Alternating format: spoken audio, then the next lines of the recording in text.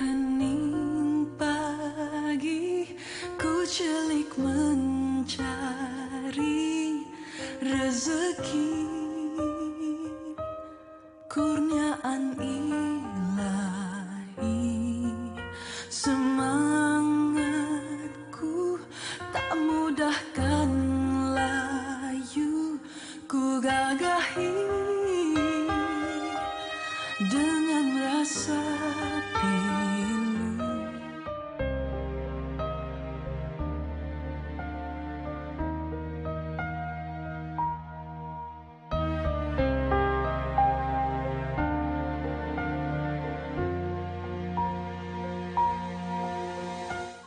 Kehadiran kami disambut ceria oleh warga emas ini, walaupun beliau hanya duduk di atas kerusi roda.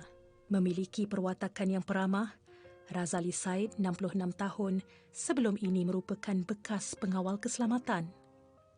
Namun beliau lumpuh dan tidak mampu berjalan dengan sempurna sejak 5 tahun lalu selepas diserang angin ahmar. Sejak itu, bapa kepada 2 orang anak ini bergantung hidup dengan 5 jenis ubat setiap hari untuk meneruskan rutin hariannya. Walau bagaimanapun, masalah kesihatan itu tidak menjadi penghalang buat Razali berbual dengan sesiapa yang datang bertandang ke rumahnya yang daif. Beliau tetap menyapa mesra setiap tetamu yang berkunjung, walaupun pertuturannya ada kala tidak berapa jelas. Pakcik? Razali Said.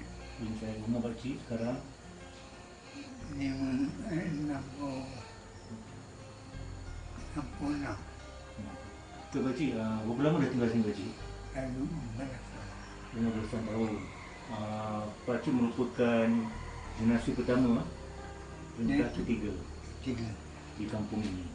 So masa mula tu pakcik buat apa? Masa mula datang sini? duduk asrama. Duduk di asrama. Masa tu tanam apa pakcik? Senang kesawit. Kelapa sawit.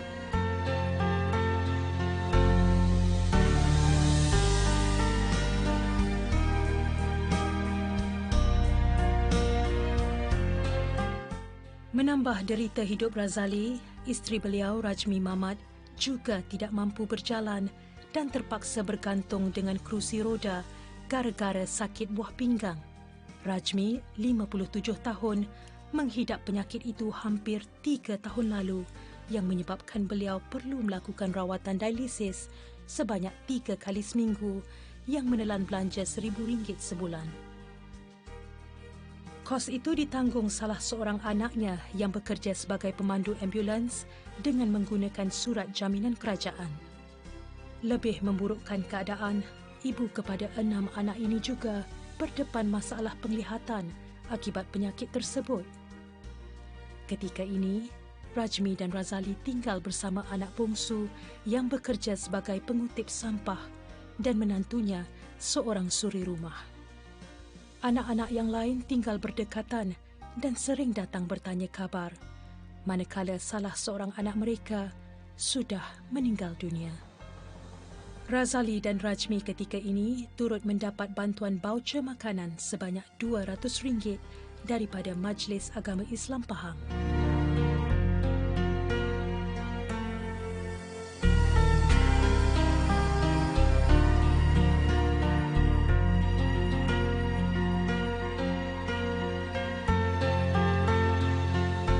Pakcik sakit buah pinggang Sakit buah pinggang. sejak bila ini?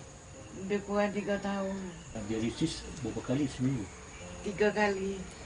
Tadinya siapa yang hantar je? Anak kadang-kadang, anak yang nombor 2, kadang-kadang anak yang pertama.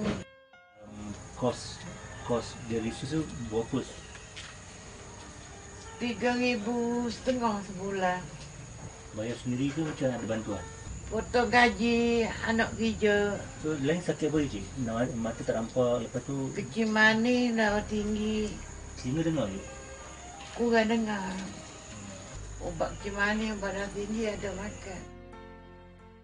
Hari ini, tiada yang lebih menggembirakan bagi mereka sekeluarga yang tinggal di Bukit Koh di Indra Mahkota Pahang ini apabila dapat tinggal di sebuah rumah yang selesa untuk kehidupan masa depan mereka.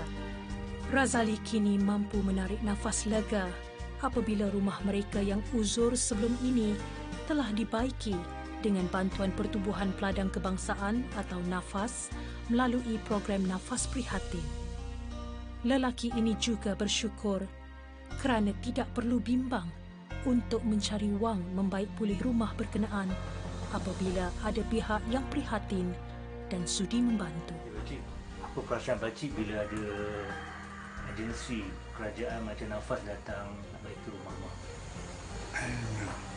Syukur. Apa perasaan pakcik? Kau lah, hati rasa senang sikit. Sebab duduk tak sepenuh tu.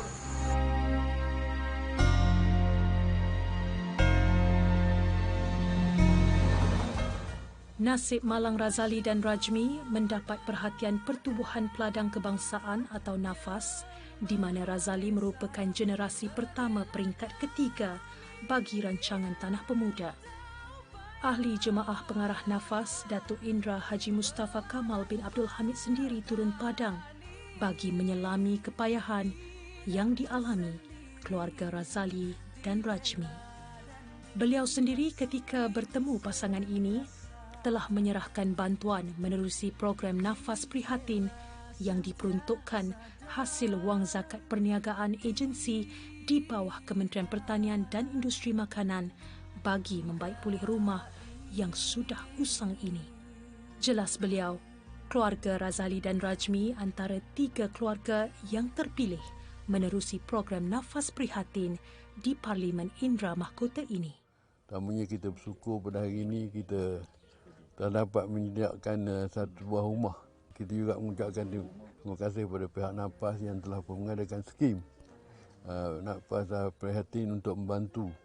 Kriteria itu sebenarnya kita tidak sangat mementingkan dari segi kriteria sangat. Yang penting kita tengok rumah itu macam mana, amat daif ke dan sebagainya. Sebab NAFAS ni kepunyaan orang ramai dan kepunyaan ahli yang meliputi 920 orang ahli di seluruh negara. Bagi Parlimen Indra Mahkota ni sebenarnya kita telah membuat rawatan. Kita peruntukkan sebanyak 3 buah rumah.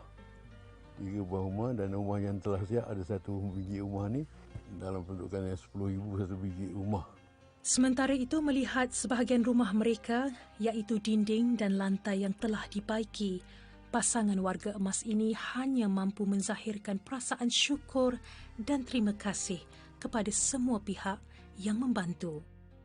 Menurut Razali dan Rajmi, program Nafas Prihatin telah memberi sinar kepada mereka anak beranak untuk meneruskan hidup dengan lebih selamat di rumah yang didiami sejak 20 tahun lalu.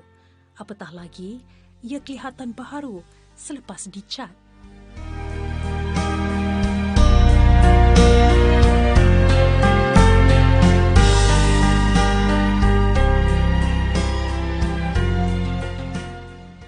Bagi Rajmi, walaupun beliau tidak nampak keadaan sebahagian rumah baharu yang dibaiki itu, senyuman yang tergambar di wajahnya jelas menceritakan segala-galanya.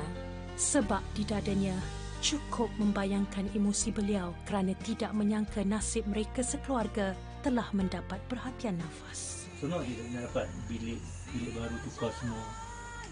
Seronok lah. Walaupun saya tak nampak, tapi hati rasa senang sikit. Kalau nampak mata seronok. Terima kasih Nafas. Semoga keluarga ini dapat meneruskan kehidupan pada masa akan datang dalam keadaan yang selesa walaupun berdepan takdir hidup yang tidak sama dengan orang lain. Buat Razali dan Rajmi, mereka antara manusia yang diuji Allah Subhanahu Wa Taala dan pastinya Dia telah mengatur yang terbaik buat pasangan ini kerana setiap yang berlaku pasti ada hikmahnya.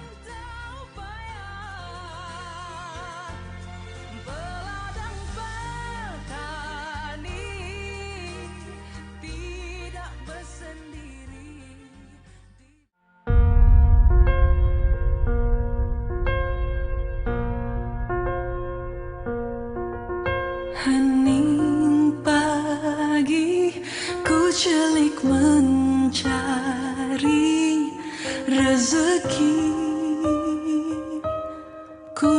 ciptaan ilahi. Semangatku tak mudah